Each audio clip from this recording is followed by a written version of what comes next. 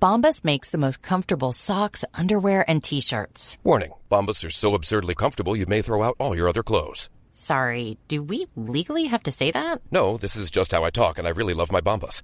They do feel that good. And they do good, too. One item purchased equals one item donated. To feel good and do good, go to bombas.com/ACAST and use code ACAST for 20% off your first purchase. That's BOMBAS.com/ACAST and use code ACAST at checkout. 大家好，歡迎嚟到港識多史 podcast， 我係你哋嘅節目主持人 Godfrey。咁今日咧有 Brian 喺度喎。Hi， 我係 Brian 啊。今日我哋復活節啦，即係完咗啦。我哋今日要講啲咩咧？我哋講啲冇復活嘅事情啊，即係因為最近咧，大家都有睇新聞嘅話，都見到呢一個梵蒂岡嘅即係天主教嘅教宗就逝世啦。咁咧，所以就係一個即係最近大家都會可能睇下究竟邊一個繼位啊，或者係睇緊佢嘅嗰啲葬禮嘅一啲新聞咁樣。咁講起呢個教宗咧，我突然間諗起啊，我之前咪去羅馬咁樣嘅。即係咧，我曾經係有考慮過係即係入梵蒂岡嘅，咁就係最尾冇入，因為入嘅原因咧就好簡單嘅啫，就係即係刷呢個國球，刷呢個國家嘅次數啊，即係刷多個國家，咁你去到個國家望下啫嘛，係咪威啲咁樣啦，係咪先？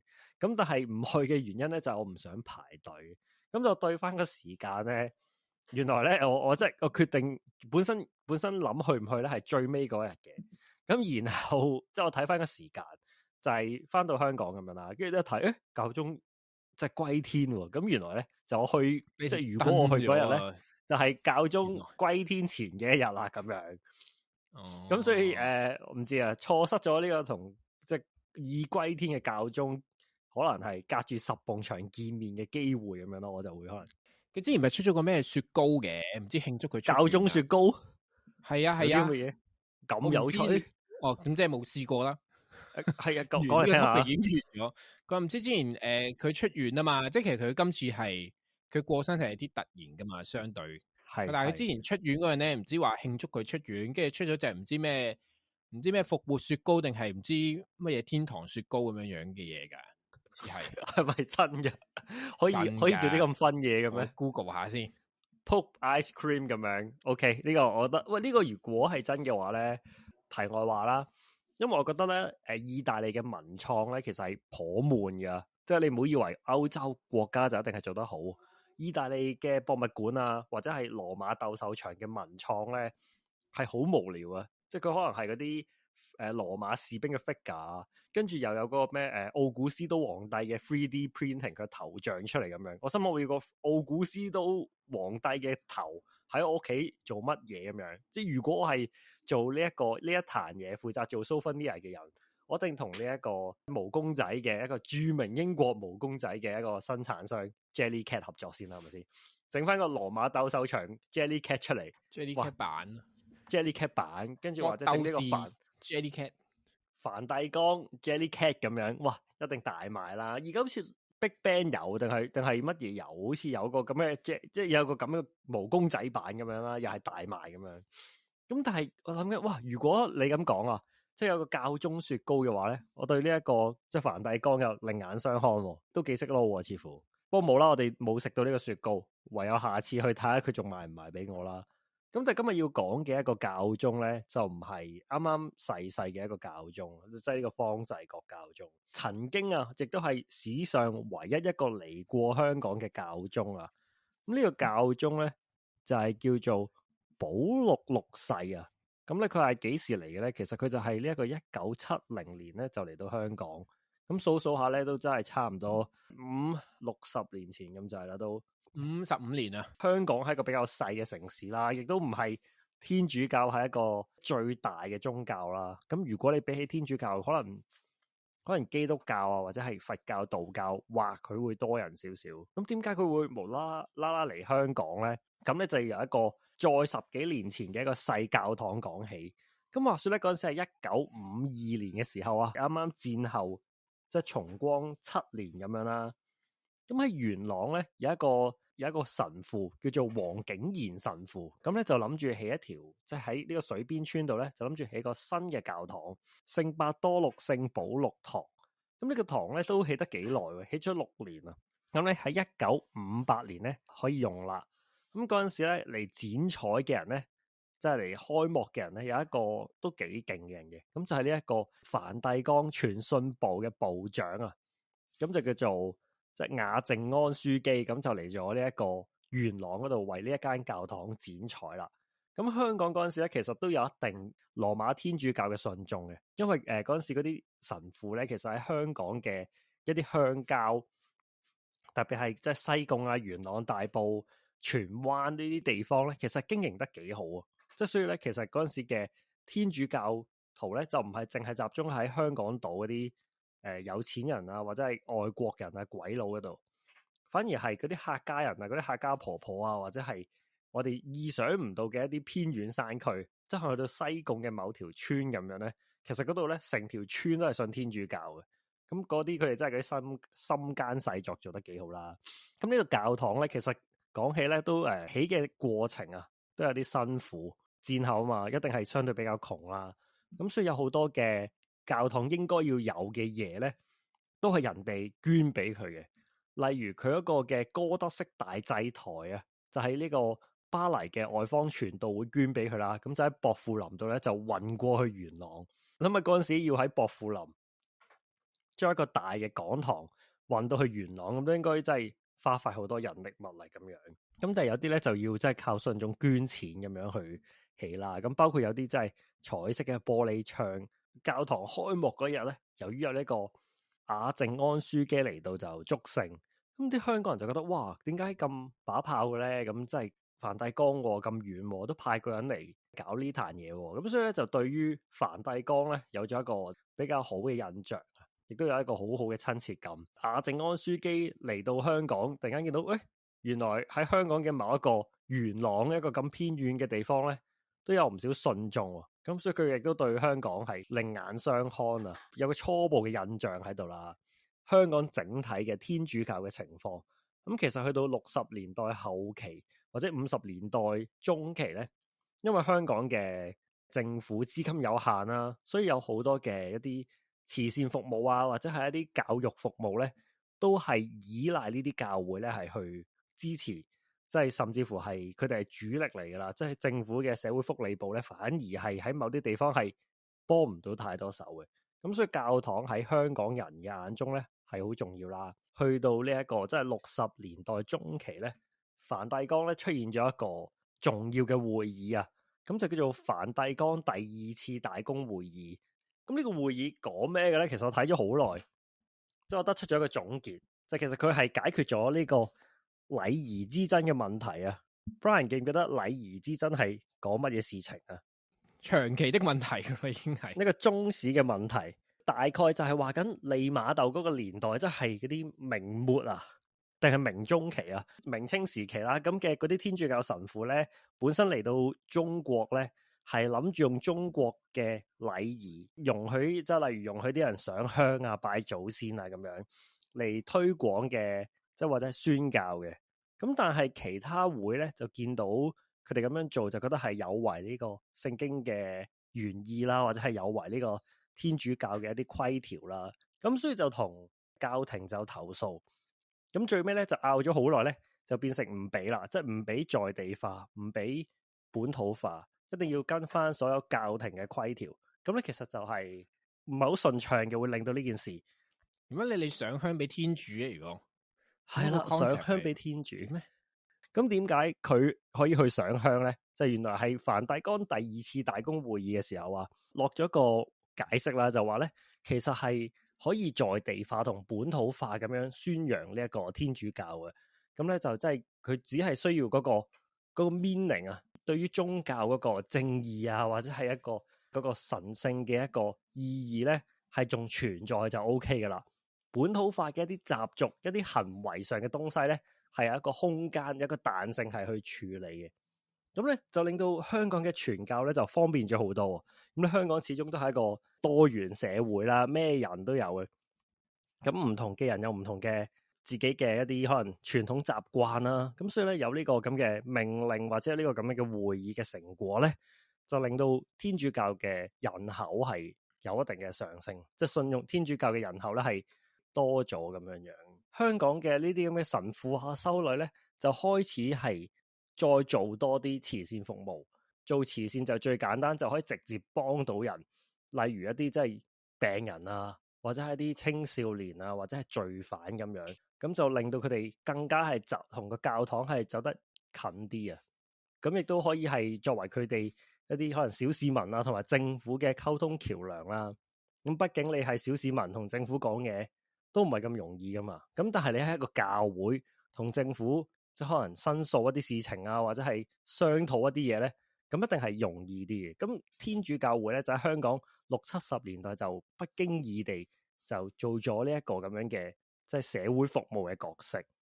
咁但係點解教宗會嚟香港咧？咁就係一個好重要嘅主教喺香港出現咗。梵蒂岡嗰個會議入邊咧，亦都係加強，即係其實我哋講緊在地化啊嘛。咁所以咧，香港呢個教區啊，亦都係即係提出咗咧，其實香港教會咧係應該由華人去掌管嘅。咁啊，於是出現咗咧喺香港嘅第一個華人嘅主教咧，其實就叫做徐成斌。咁徐成斌咧就係佢有一個姓名叫方濟各啦，都係叫。咁如果大家知道香港有一間大學啦，最近係咪最近啊？係呢幾年啦，咁就係呢個聖方濟各大學啊，即係 AKA 明愛啦，即係以前嘅。咁其實咧嗰個方濟各咧就係徐成斌啦。呢個佢亦都係佢嘅即係其中一個遺願咁樣啦。咁啊佢已經其實佢好早過身，佢70年代到就過身噶啦。咁講下徐成斌呢個人先啦。咁其實佢咧係喺上海出世嘅，佢係一個學者嘅背景啊，可以咁講啊。佢係本身係讀呢個新聞啦，喺上海嘅聖約翰大學。然後咧佢係曾經做過，即係喺第2次世界大戰嘅期間咧，佢喺重慶嘅英國大使館咧，佢做一啲翻譯員啊。然後亦都做過一啲大學嘅英文系嘅講師啊。之後亦都去過牛津讀書啊，做下講師啊、教授咁樣嘅。佢嘅路向係比較學術啲啊，即係一個教授級咁樣啦。咁但係咧，佢本身唔係信天主教啊，佢係信呢個基督新教。咁啊，但係喺佢29歲嗰陣咧，佢就突然由呢個基督教咧，佢就轉咗做一個天主教嘅教徒。咁然之後咧，佢亦都決心咧係要即係去做呢一個教會嘅一啲活動啊，即係將佢嘅一生去奉獻俾天主教教會啊。咁所以咧，佢喺35歲啊，好年輕嘅，咁佢就放下咗呢個教授嘅工作啦，亦都去咗羅馬咧係讀呢個神學。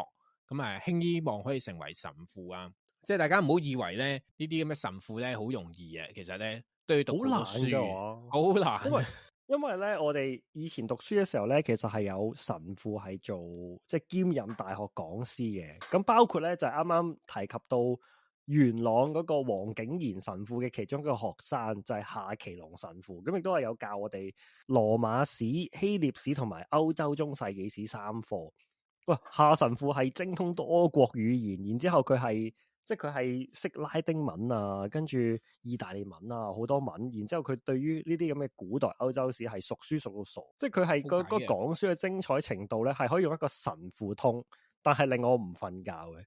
即係佢講書嘅通咧，一定係神父嘅模式噶啦。但係佢講嘅內容係令到你會好想睇，即係捻大髀咁樣認真聽咁樣。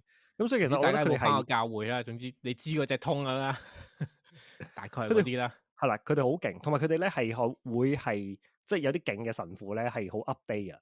即係夏其龍神父以前係做香港天主教嘅檔案館嘅主管咁樣噶嘛，咁所以咧其實佢嘅資訊科技嘅知識咧係好淵博嘅，即係喺嗰個年代，即係講緊10年前咧，佢已經係即係用 MacBook 用到即係曉飛咁樣，即係我哋啲學生有陣時係仲廢過佢嘅，即係佢係一個即係年長嘅人啦。我哋呢啲咁嘅即係10幾20零歲嘅人用 MacBook 係廢過一個咁樣嘅神父咁樣啦。喺學習上面係好有一個心得同好，咪正以前嗰啲傳教士都係啦，識幾樣嘢噶嘛，即係講緊可能即係開埠嗰陣啊，或者再以前嗰啲咩康熙嗰陣嗰啲傳教士咧，要識埋嗰啲咩幾何乜乜乜咁樣，係啊，即係根本係一個全才嚟嘅呢啲人。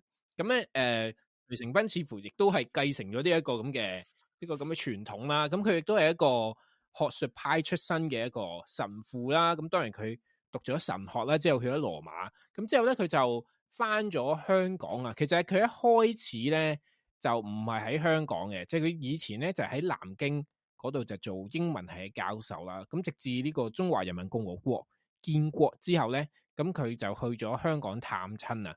咁之後就順理成章咁就去咗英國啦。咁啊亦都係讀書啊，咁亦都係留咗喺香港嘅，即係讀完書之後。咁所以咧喺佢翻香港之後咧，佢就一開始咧係做一啲教報嘅一啲主編啦，即係都要做翻佢以前啲翻譯啊或者編輯嘅工作啦。咁慢慢咧佢就開始係去做一啲教會嘅秘書啦，甚至係做咗呢個一啲輔理嘅主教啊。咁所以咧，去到1969年啊，當時佢49歲咧，就被委任為教區第3任嘅主教啊，香港教區。咁咧，成為香港第1任嘅華人主教。咁啊，佢上任之後咧，佢就係諗咗一件事啊，即係點樣去令到香港教會係做得好啲啊，甚至係對成個梵蒂岡都有一個好重要嘅意義咧，就係佢安排時任嘅教宗，亦都係保祿6世啊，就嚟香港。咁啊，呢件事都幾特別嘅，因為我哋大家都知道教宗其實係一個，即係而家你要知道，即係教宗係都好似好 friendly 啊咁樣啦，一個形象。咁但係以前教宗嘅形象都比較即係高啲啊，教皇啊，即係一個咁樣嘅態度咁樣啦，即係個咁樣嘅形象，即係高高在上。其實佢都係一個國家嘅君主嚟嘅，即係我哋咁樣諗啦，有啲咩君主係嚟過香港？即係除咗我之前有提及過嘅夏威夷國王啊，或者係英女王之外，其實教宗本身都係一個君主嚟嘅，即係只不過佢嘅領土係真係好細咁樣咯。係啊，梵蒂岡，但係唔係啊，佢嘅虛擬領土係無限大啊，係虛擬領土，想象中嘅領土係無限。虛擬人口唔係，即係唔係虛擬嘅，即係非國籍人口勁多，係啊，無限大啊，佢嗰個數字。咁啊，呢件事咧就係、是。當然啦，係一個好點講好出奇嘅一個計劃啦，因為你安排教宗嚟香港咧都唔係咁容易嘅，咁所以咧當中都有好多唔同嘅枝節啦，特別咧係當時啊，即係嗰一年咧，中華人民共和國同埋中華民國喺聯合國上邊嗰個地位亦都係開始有啲不同咁樣啦，咁即係呢件事咧亦都會令到即係因為教會啦，唔單止係處理社會噶嘛，亦都要處理好多政治啊、國際嘅嘢。咁所以，教宗係咪應該去香港咧？咁會唔會有啲咩嘅令到其他唔同國家有咩唔同嘅理解咧？咁都係一個問題嘅。咁但係當然啦，即係徐成斌亦都係堅持啦，就係教宗訪港咧，主要咧就係因為即係香港教區咧好多教友啊，即係全球華人教區嚟講咧都應該非常之多啦。咁所以咧，應該要嚟呢度睇下佢哋自己嘅一啲教友咁樣嘅，咁所以咧佢係安排咗啊，保祿6世係探訪香港啦，咁主要咧係做一樣嘢嘅啫，咁就係3個鐘嘅啫，就係去香港大球場係主持一個彌撒，咁就會離開香港噶啦，真係都幾 rush 喎，真係好快嚟快去咁樣，快閃啊，仲要70年代啊，真係好長喎呢件事，即係教宗搭飛機都要啲時間。咁但係即係雖然話3個鐘啦，但係事前嘅安排同埋籌備功夫咧係一啲都唔少啊。咁點解咧？因為教宗嗰陣時其實係去緊一個環球嘅佈道會咁樣啦，嘅彌撒會咁樣啦。咁咧佢會去亞洲同埋即係澳洲、紐西蘭嘅地方。咁香港之前嘅2站咧就係分別係菲律賓啦同埋印尼。咁先講喺菲律賓嗰站發生咗咩事啦？菲律賓嗰一站咧就係一個玻利維亞人啦，就無啦啦咧攞把刀諗住即係行刺佢咁樣。咁雖然咧後來係未揾到發生咩事嘅，唔知點解要咁樣做，但係就應該唔係精神病。咁呢件事就令到後面嗰2站即係印尼同香港更加警惕啦，因為有啲咁嘅事情發生過啊嘛。咁印尼咧就更加緊張啲，因為印尼就並不是天主教國家嚟嘅，印尼係回教國家嚟。咁回教同天主教嘅恩怨，大家可能即係略知一二啦，都打咗1000幾年嘅仗咁樣，即係冇1000都有8年嘅仗。印尼嘅警方同埋嘅政府咧，就出動咗一營軍隊去保護教宗啊！一營軍隊真係差唔多成1000人咁樣，就去保護教宗。咁香港咧就冇咁 intense 嘅，咁香港都係一個相對和平嘅地方啦，大家都 friendly 啲嘅。咁香港嘅警方咧都只係即係希望維持到個秩序嘅啫。咁佢其中一個去保護教宗嘅方法咧，就係派臥底啊！揾啲警員咧就扮喺個信眾咁就融入咗去人群當中，咁呢個都係一個真信眾咪得。咁可能警察入面都應該有唔少天主教徒嘅，唔可以咁樣講，係佢 assume 咗。係啦，但係佢可能冇咁即係點講啊，冇咁刻意去揾一個天主教徒去扮天主教徒啦。咁但係總之唔緊要啦，其實都唔係咩新鮮事嘅，即係警察揾啲人便衣咁樣行入啲人群當中，真係大家都聽唔少啊。咁香港警方同香港政府其實仲要同埋教區啦，仲要籌備啲咩咧？第一件事咧就係個禮儀問題啦。咁因為教宗我都講過啦，即係佢始終都係一個王，即係叫做君主嚟啊嘛。可能其他中文地方會譯佢做教皇咁樣。咁佢嚟到香港嘅禮遇係點樣咧？咁就要同香港政府傾得好好啦。咁香港政府咧其實都開晒綠燈嘅，即係其實你需要啲咩禮遇啊、隆重嘅歡迎儀式啊，所有嘢咧佢都 OK 冇問題嘅。咁更加係即係話，教宗喺啟德落機啦，咁去香港大球場咧係遠嘅，即係要過隧道咁樣啦。70年有隧道未咧？我真係唔記得啦。總之可能要過海啦。咁但係佢唔緊要，佢話我借架直升機俾你用。即係直情香港政府係俾架直升機教宗用咁樣添，咁啊即係開晒綠燈好方便啦。咁呢件事都係新奇嘅，因為大家知道英國係聖公會噶嘛，就並不是天主教噶嘛。咁但係佢哋都好，就知即係香港都係個多元開放嘅地方啦。唔緊要，即係你係一個天主教教宗咧，我覺得係好政治人物咯，當佢係一個好方便你嘅，即係佢都好重視教宗嚟香港。咁而天主教區咧就做啲即係 logistic 啊，或者 admin work 比較多啦。咁首先就要組織啲信徒啊，即係你要 call 碼 book 旅遊巴啊，即係載啲元朗嘅信徒嚟到大球場都要噶嘛。準備好一啲信徒啦，準備好啲儀式啦，同埋一個流程啦。最緊要 book 場，係 book 場啦，即係搞 event 佢就係負責搞 event 個主辦機構。咁亦都要揾好多嗰啲志願者啊，或者係其他嘅教友咧，去幫手準備一啲彌撒用嘅用品啊。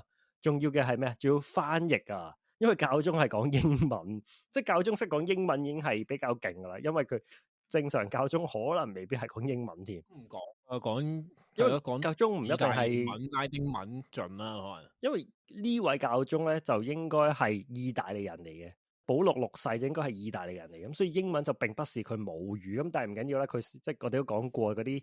即係天主教神父好勁啊嘛，精通多國語言。佢最尾就講足英文咁樣啦。咁但係你都要翻譯㗎。你香港嗰個年代70年，邊個個識聽英文咩？咁總之就係要翻譯啦，同埋音響。咁70年要搞音響都係需要一啲都要啲錢啦。總之就係要籌期，跟住搞一啲 logistic 嘅東西咁樣啦。比較棘嘅一個位咧，教宗要搭直升機啟德去大球場。咁但係大球場本身最空曠嘅地方咧，就係大球場中間啊嘛，即係嗰個踢波嗰個草地。咁你個草地由於你搞緊呢一個彌撒啊嘛，咁就會搭晒台啊，搭晒所有嘢，咁啊降落唔到喎，係咪先？咁你要諗個地方降落，咁我哋諗下，我哋用我哋嘅常識諗下，大球場附近有邊度有笪空地可以俾教宗降落咧？你 get 唔 get 啊 Brian？大球場附近啊，空地最大塊又都係綠色嘅，其實都係嗰1-2塊嘅啫。咁啊，事實上咧，係教宗咧就係即係抵達咗呢個香港啟德機場之後啦，就即刻轉乘直升機啊！咁直升機啊送咗佢去，冇錯就係跑馬地啊，就喺跑馬地嘅馬場上面降落啊！話呢件事都優啊，好想試下有生之年，即係馬場上面降落。馬場降落啊！有冇第二個人喺馬場降落過咧？要做 research， 好興趣知道邊個可以嚟到喺馬場降落？冇錯。咁啊，馬會亦都俾面啦，當然啦。咁啊，當時其實即係警方咧就一早已經即係封好晒路噶啦。咁所以教宗即刻就就搭翻車啦。咁咧就即刻係慢慢駛向呢個大球場啊。當然路隔離咧就聚集咗好多嘅信徒啦。咁啊不斷即係揮手啊、歡呼啊咁樣啦。咁啊差唔多入到去球場嗰陣咧，就有少少即係肢節咁樣啦。咁有一個男子啊，大概40歲嘅男子啊，佢係突然咧就話要我要即係我要見到教宗，我要俾封信佢咁樣。咁啊，當時咧教宗嗰架座駕咧已經係剛剛即係差不多進入大球場噶啦。咁啊，當然啦就冇警，即係有警員亦都係勸咗佢咁樣啦。咁但係我諗都係當佢係一個即係普通喺度激動的信眾咯，咁叫嘅朋友啦嘅市民激動嘅信眾。但係咧唔係，原來呢個信眾咧都有啲厲害啊！佢夾硬想衝啊，咁啊佢夾硬衝啦。咁但係亦都有警員咧係可能係咩抹住佢啊，咁亦都係攔腰。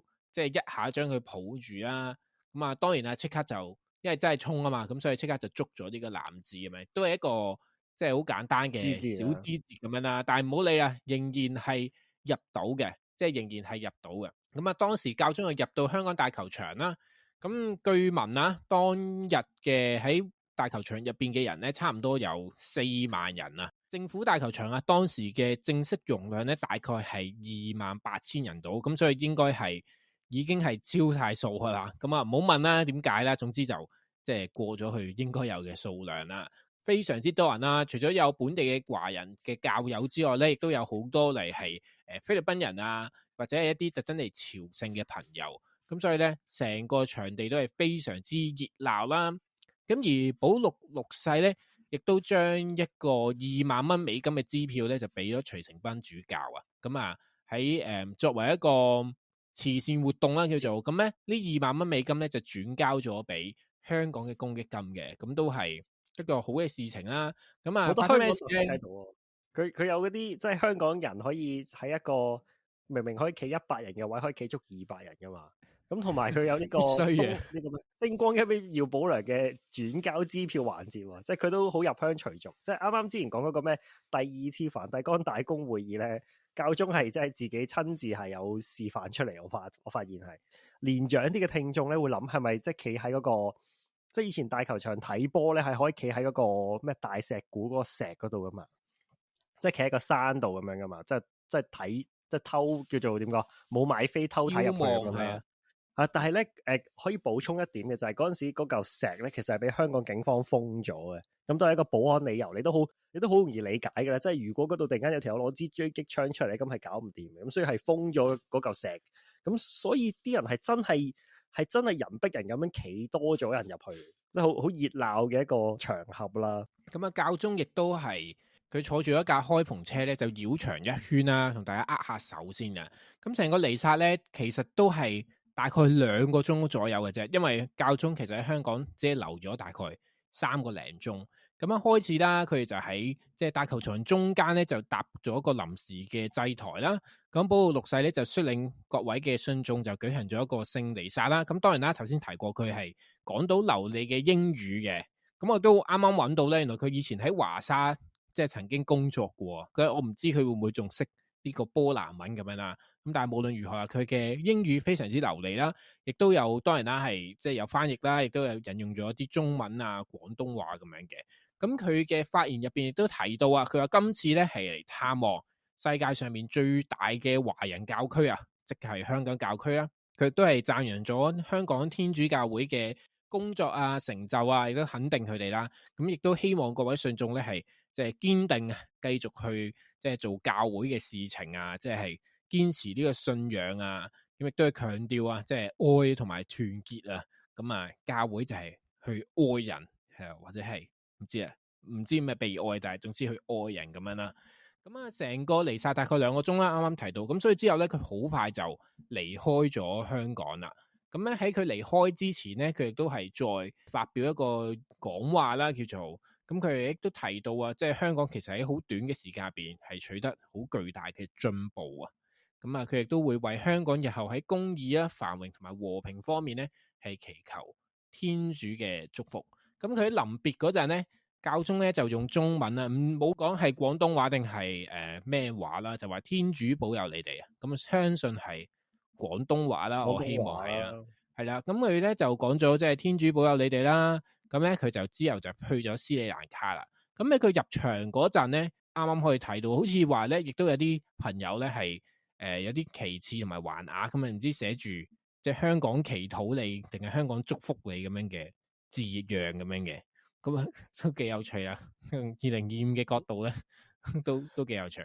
咁咧呢個成個行程咧3個鐘嘅啫，但係咧即係 pack 得好實啊！如果以一個 event 嚟講，係啊。pack 到超級實，其實即係教宗其實好攰咯，我估佢，因為佢仲有好多地方要去嘅，佢之後就要去斯里蘭卡咁樣啦。咁但係其實佢喺香港嗰個報道嘅大球場嘅報道咧，唔係你想象中就咁即係坐喺度或者企喺度講嘢，就係佢做咗好多嘢，即係例如同好多人握手啊，跟住又即係你又有咩一啲聖。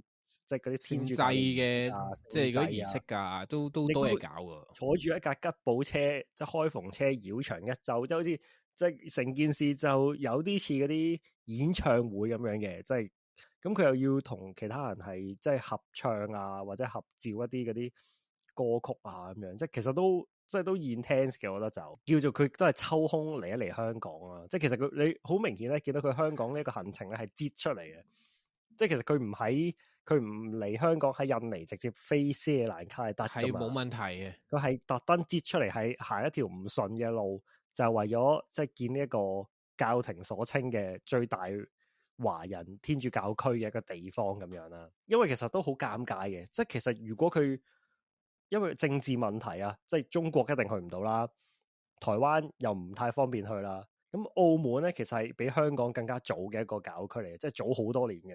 咁但係澳門人口比較少喎，咁所以佢其實揀無可揀，佢都即係如果想同華人教徒係有接觸嘅話咧，都只可以係香港。咁香港可以整到個大球場俾你咯，就塞到幾萬人入去，咁相信一定出邊更加多人嘅，成件事又好睇啲咯。即係如果大家有興趣咧，係揾到即係有相可以睇翻，同埋片都有嘅，就可以上網睇翻佢片。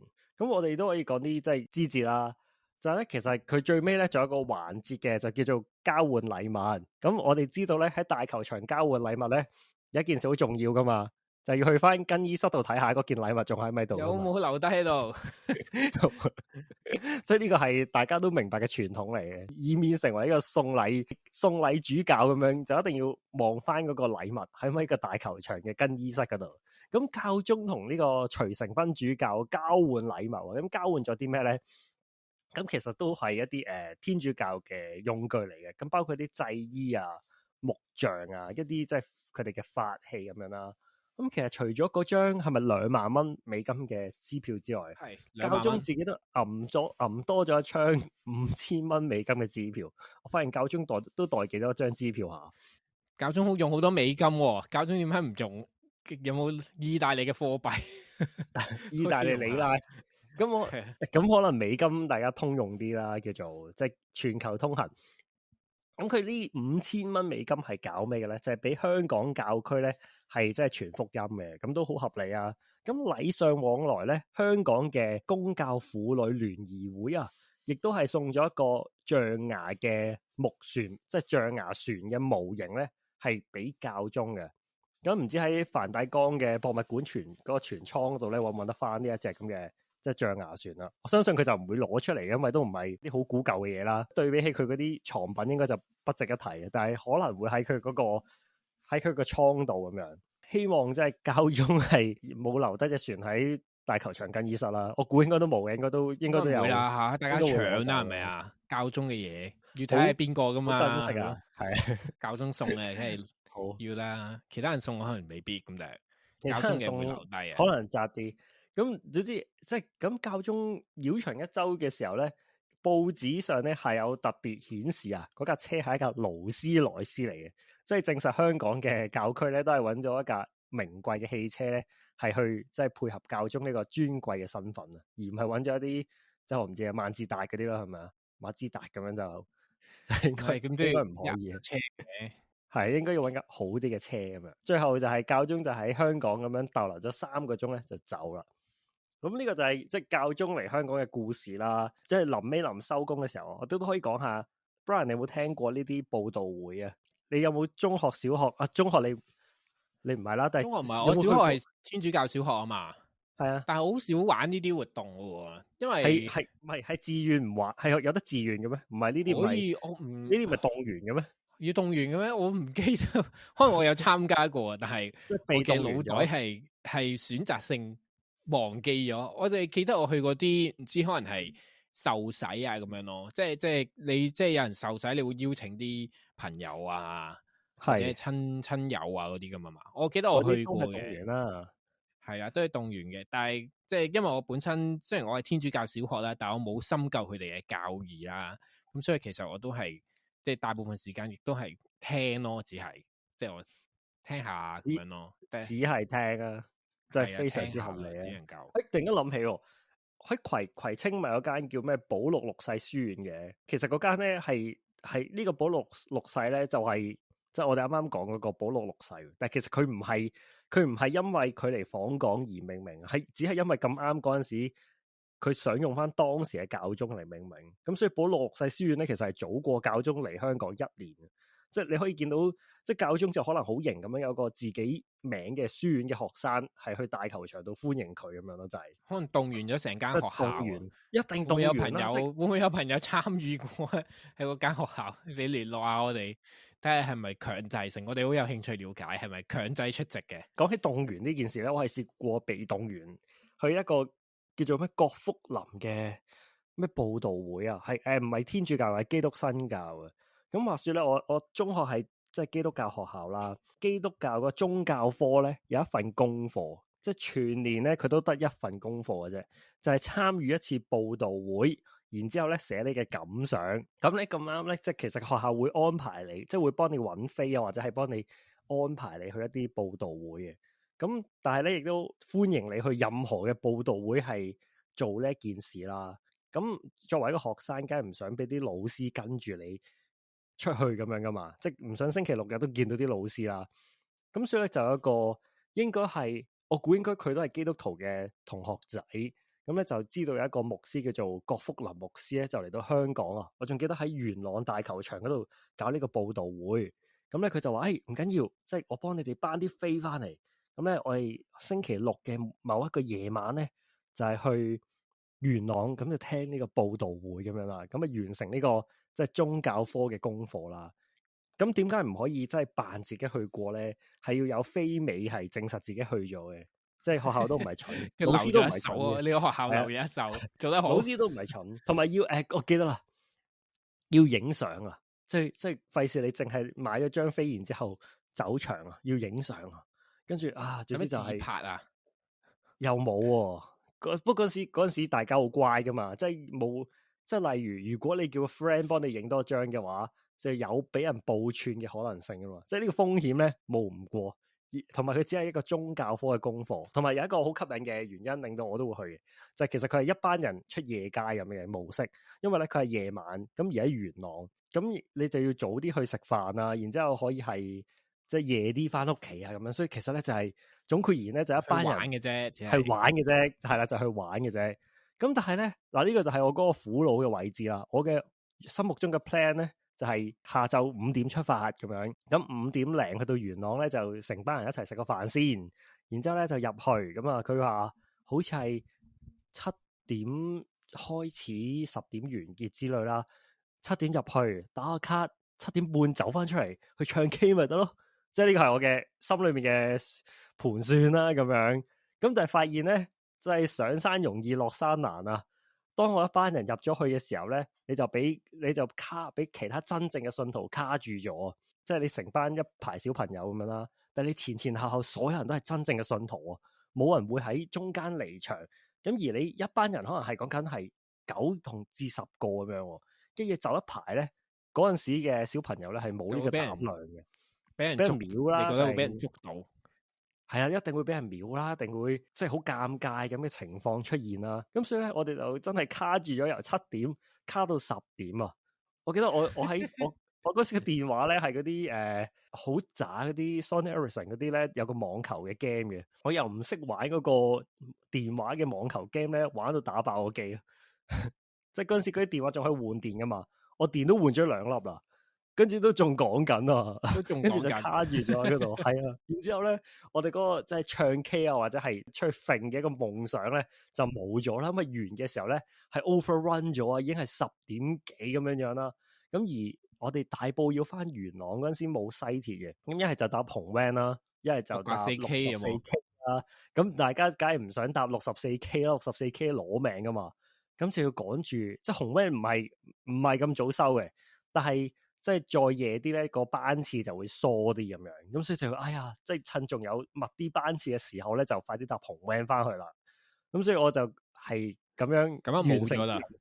係啊，冇啊，完成咗人生唯一一次嘅報道會啊。因為中二嘅時候咧，就已經取消咗呢個功課啦。學校發現呢個功課咧太煩啦，即係要啲學生自己去揾報道，即係揾報道會聽，就變成咗係揾個牧師嚟，即係揾個係牧師啊嚟學校，然之後你就咁做，用嗰次做功課就算咁樣。係咯，揾人嚟講好過啦。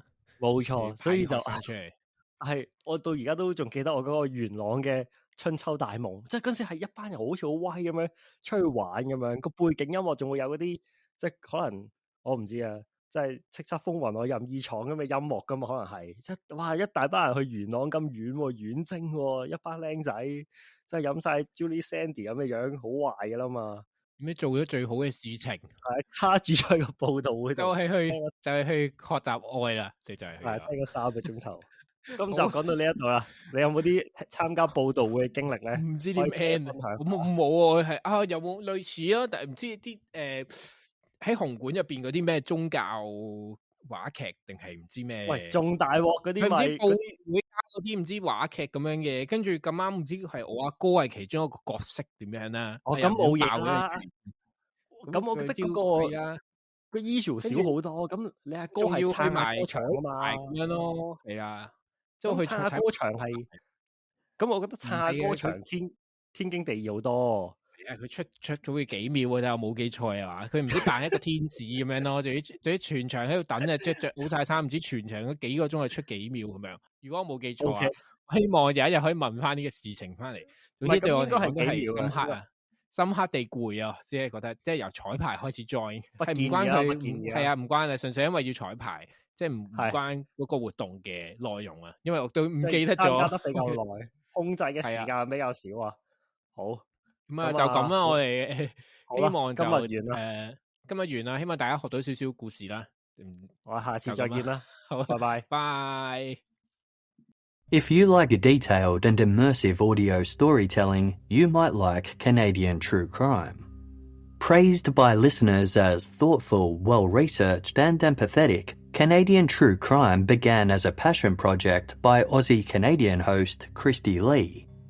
With curiosity and a keen eye for detail, Christy carefully unravels the full stories of some of Canada's most compelling cases, going beyond the superficial to uncover the real story behind the crime.